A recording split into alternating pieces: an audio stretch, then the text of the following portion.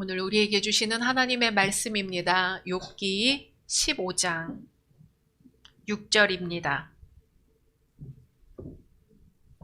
욥기 15장 6절 한 절 말씀 함께 합독하겠습니다.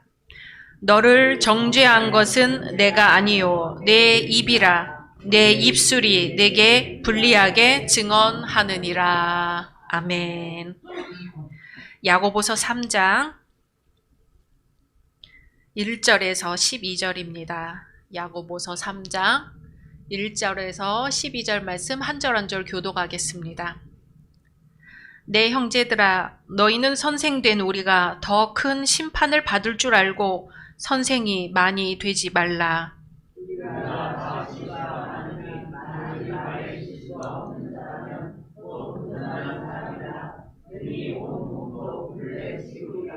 우리가 말들의 입에 재갈 물리는 것은 우리에게 순종하게 하려고 그 온몸을 제어하는 것이라.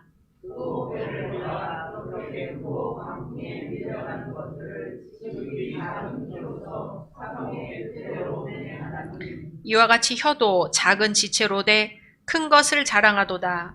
보라, 얼마나 작은 불이 얼마나 많은 나무를 태우는가.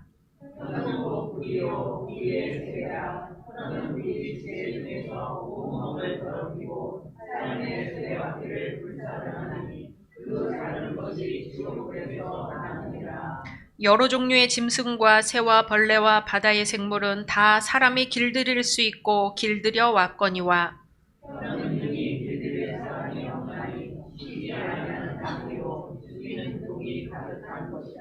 이것으로 우리가 주 아버지를 찬송하고 또 이것으로 하나님의 형상대로 지음을 받은 사람을 저주하나니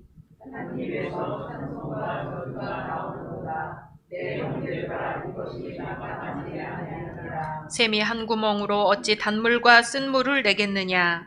내 형제들아, 어찌 무화과 나무가 감람 열매를 포도나무가 무화과를 맺겠느냐. 이와 같이 짠 물이 단물을 내지 못하느니라. 아멘. 누가복음 13장 말씀입니다. 누가복음 13장 18절에서 21절 말씀 18절에서 21절 말씀 한 목소리로 봉독합니다. 그러므로 예수께서 이르시되 하나님의 나라가 무엇과 같을까? 내가 무엇으로 비교할까? 마치 사람이 자기 채소밭에 갖다 심은 겨자씨 한 알 같으니 자라 나무가 되어 공중의 새들이 그 가지에 깃들였느니라. 또 이르시되 내가 하나님의 나라를 무엇으로 비교할까? 마치 여자가 가루 서말 속에 갖다 넣어 전부 부풀게 한 누룩과 같으니라 하셨더라. 아멘. 오늘 함께 예배 드리시는 모든 분들을 주님의 이름으로 환영하고 축복합니다. 올해 받으신 약속의 말씀 함께 암송하겠습니다. 베드로전서 4장 10절 말씀. 각각 은사를 받은 대로 하나님의 영광을 정리기까지 서로 봉사하라.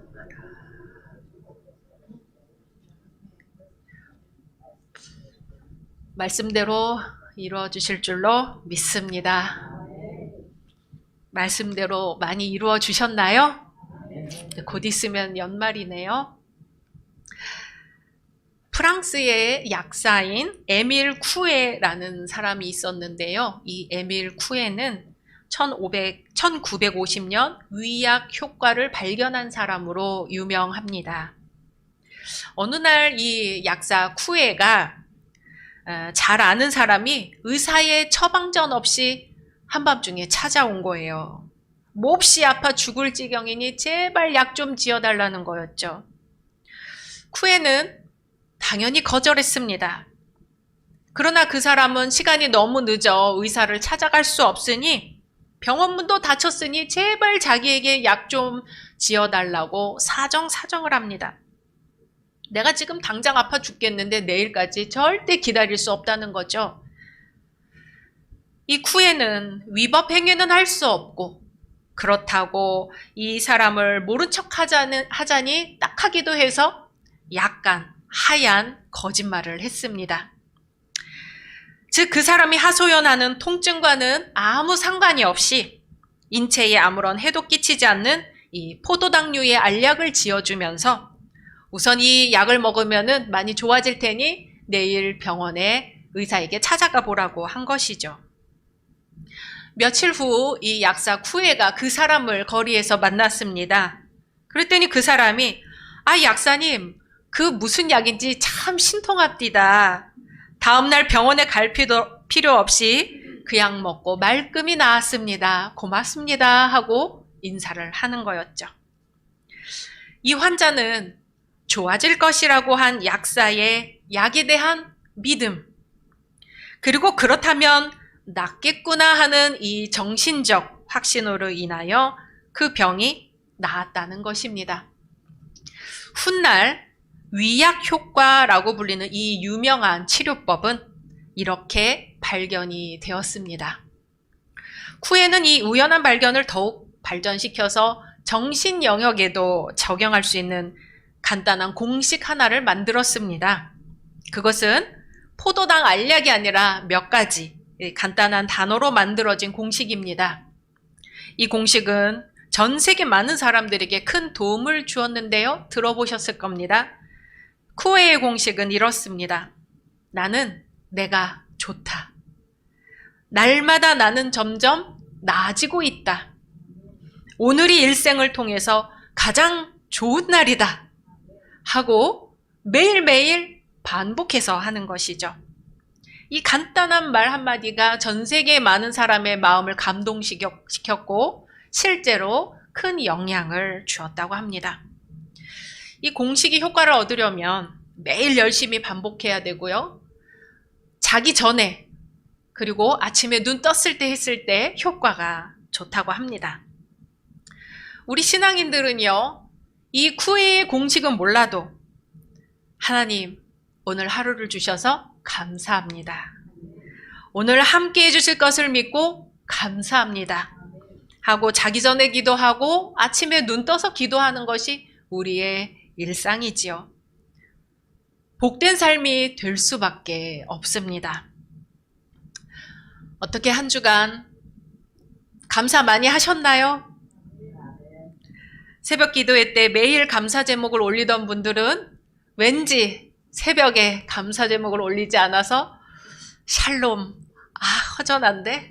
아멘, 허전한데? 그런 마음이 드셨을 것 같습니다.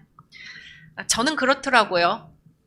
어떤 분은 감사 노트를 만드셨습니다. 우리 교회에서 연초에 다이어리를 나눠드리는데 그 자리가 비어 있다면 이제 그 자리를 감사 제목으로 채워가는 것도 좋을 것 같다는 생각이 듭니다. 새로운 하나의 행동이 습관으로 자리를 잡으려면 몇 번의 난관을 헤쳐나가야 한다고 하는데요. 3일, 21일, 66일, 100일입니다. 3일은 새로운 변화를 시도하는 기간이죠. 작심 3일이 될지라도 일단은 시도해보는 겁니다. 21일은 뇌가 새로운 단기 기억에서 장기 기억으로 넘어가는 기간이라고 하죠. 66일은 온몸이 익숙해지는 기간이고요.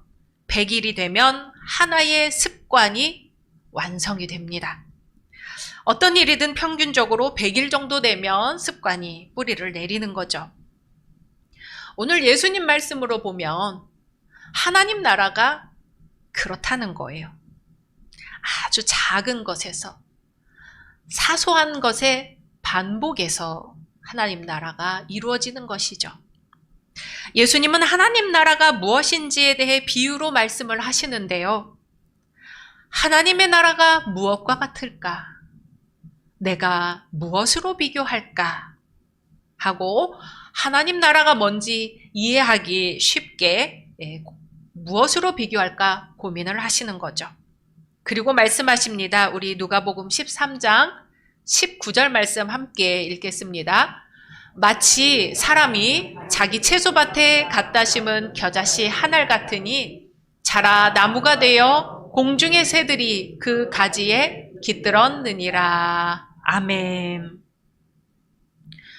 먼저 첫 번째 비유에서 예수님은 하나님의 나라가 겨자씨 한 알에서 시작된다고 말씀하십니다. 겨자씨가 어떻게 생겼나 찾아봤더니요, 아주 요만해서 하나 점같이 생겼습니다. 마가복음 4장 31절에서도 이 겨자씨 비유가 나오는데요. 겨자씨 한 알과 같으니 땅에 심길 때는 땅 위에 모든 씨보다 작은 씨로 돼. 심긴 후에는 자라서 모든 풀보다 커지며 큰 가지를 내니 공중의 새들이 그 그늘에 깃들일 만큼 되느니라. 아멘. 이 신약 성경에서 말하는 겨자는 검은 겨자로 다른 어떤 나무의 씨보다도 작고 보통 3m에서 홀로 떨어져 자라면 4.5m까지 자라는 나무가 된다고 합니다. 예수님의 말씀에서 중요한 것은 겨자씨가 매우 작은 것처럼 하나님 나라의 시작은 아주 작은 것에서 시작된다는 것이죠. 두 번째 비유에서 예수님은 하나님의 나라가 가루 서말 속의 누룩에서 시작된다고 하십니다. 가루 서말은 한 가족이 한 번 반죽할 때 사용하는 평균적인 양이라고 합니다. 누룩은 반죽을 부풀게 하는 효소지요. 누룩은 눈에 보이진 않지만 가루 서말을 전부 부풀게 하듯이 파급 효과가 매우 큰 것을 상징합니다. 겨자씨와 누룩의 공통점은 뭘까요? 작고 미약하다는 공통점이 있지요. 하나님의 나라는 지극히 미약한 가운데서 시작된다는 것입니다. 눈에 거의 띄지도 않는 것에서 시작합니다.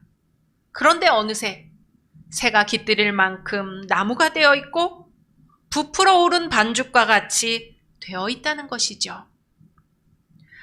또 하나님의 나라는 그렇게 눈에 보이지도 않는 것에서 시작되어 전혀 다른 것으로 변화됩니다. 누룩은 단순히 음식물을 부풀리는 것만 하지 않지요. 누룩은 음식물에 침투해요. 내용물을 분해하고 발효시켜서 전혀 다른 것으로 변화시킵니다. 가루서말은 구약에서 아브라함이 여호와의 사자 세 사람을 대접하기 위해 준비한 분량입니다.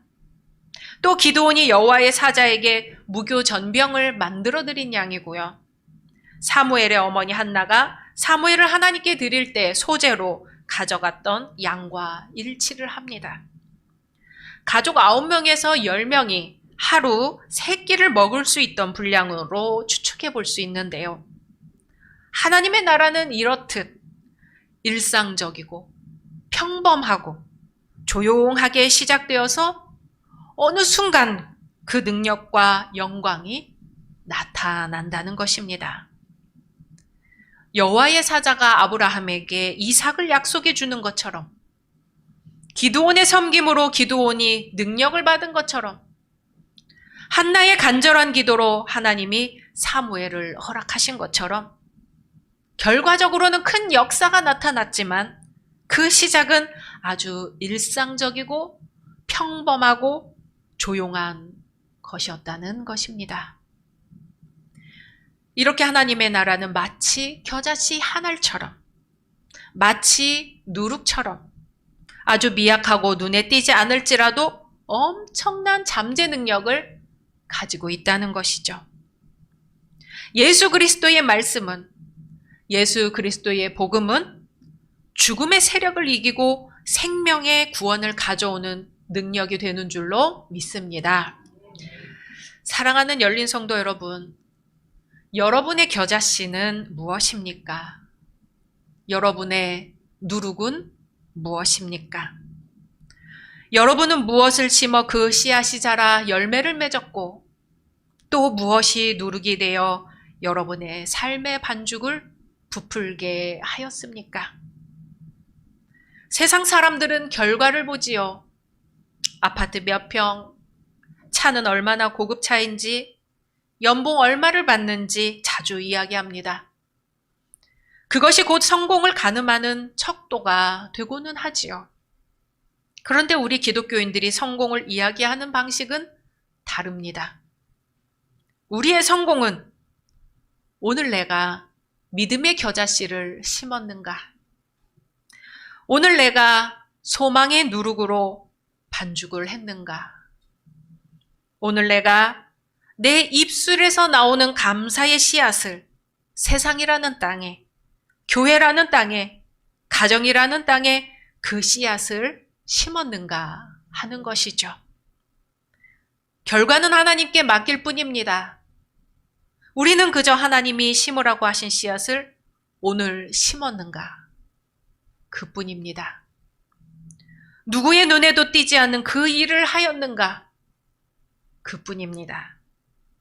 어떤 영향을 줄 것 같지도 않은 그 일을 믿음으로, 하나님을 신뢰하는 마음으로 신실하게 해내었는가?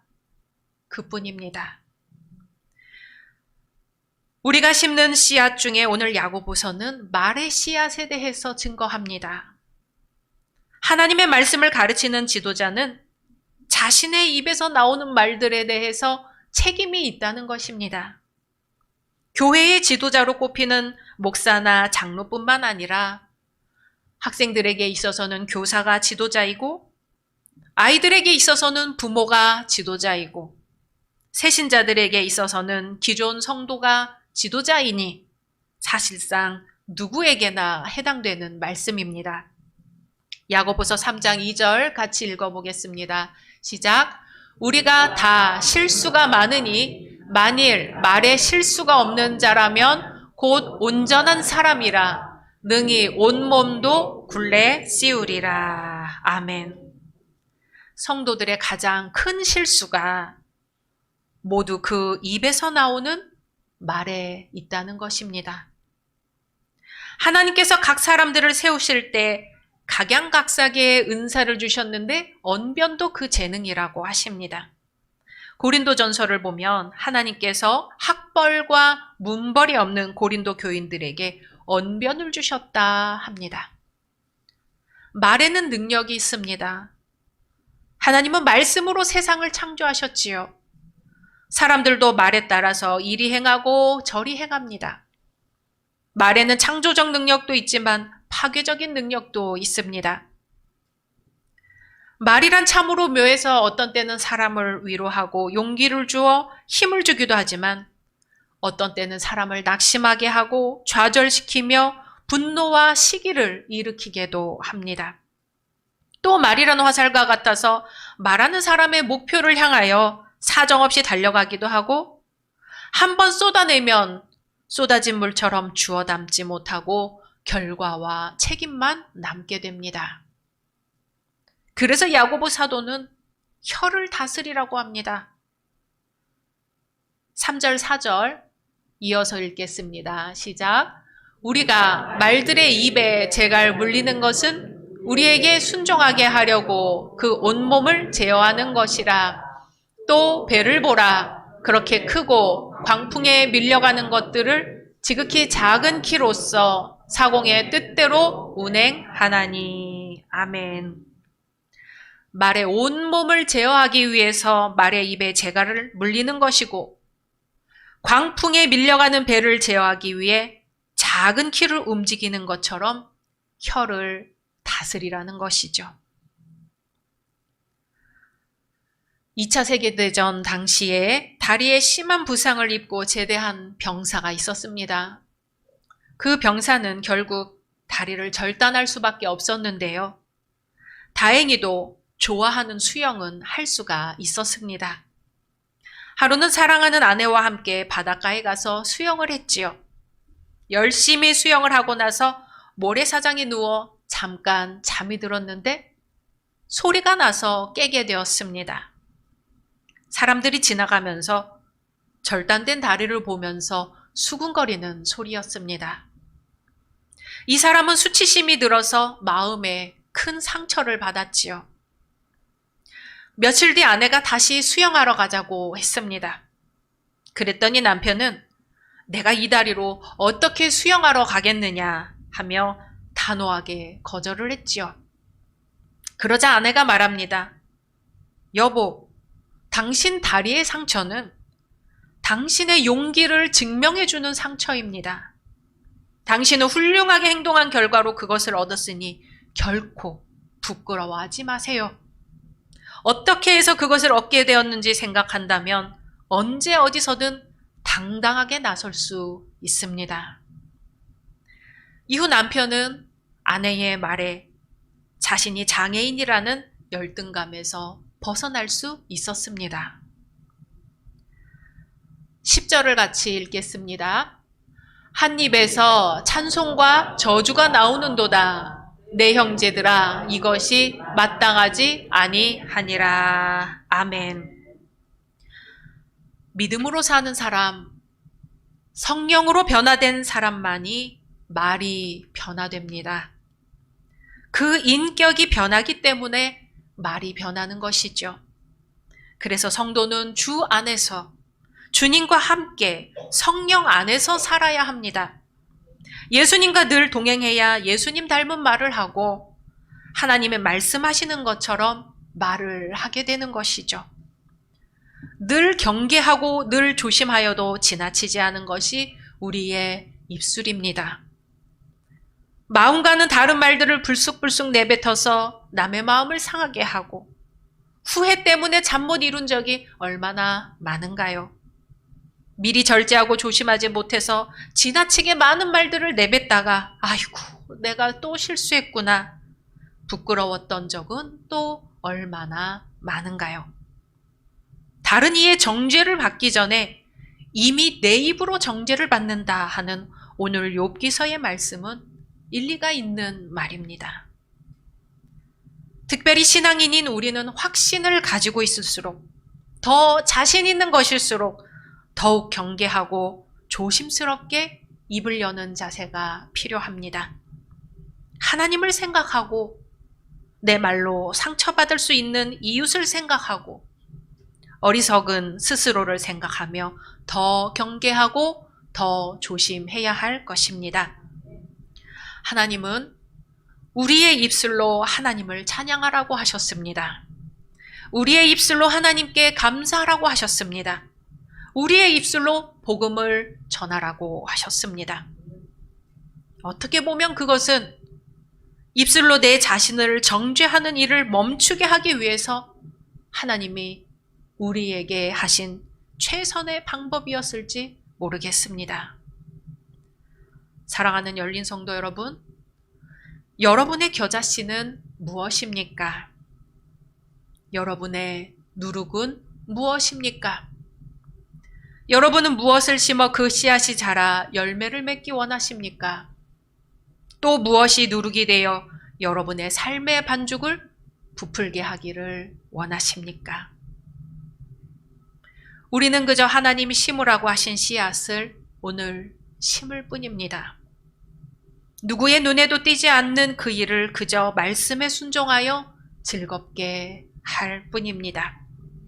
어떤 영향을 줄 것 같지도 않은 그 일을 믿음으로 하나님을 신뢰하는 마음으로 신실하게 할 때에 하나님의 살아계심이, 예수 그리스도의 함께하심이, 성령님의 역사가 우리 삶에, 우리 가정에, 우리 교회에 나타날 줄로 믿습니다. 주님의 말씀입니다. 하나님의 나라를 무엇으로 비교할까? 마치 사람이 자기 채소밭에 갖다 심은 겨자씨 한 알 같으니 자라 나무가 되어 공중의 새들이 그 가지에 깃들였느니라. 아멘. 함께 침묵으로 기도하겠습니다.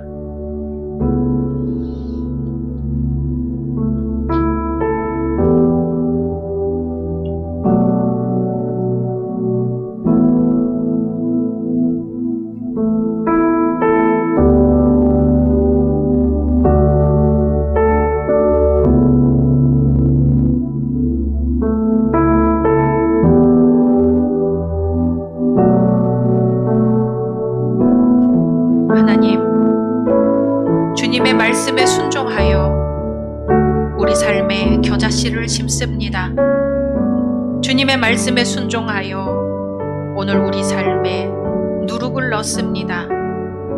한 알의 겨자씨가 어떤 나무가 될지, 눈에 보이지도 않는 누룩이 반죽을 얼마나 부풀게 할지 우리는 모르지만 주님의 말씀에 순종하여 겨자씨를 심고 누룩을 넣사오니 믿음으로 순종할 때 놀라우신 하나님의 나라가 우리 삶에 임하게 하여 주옵소서.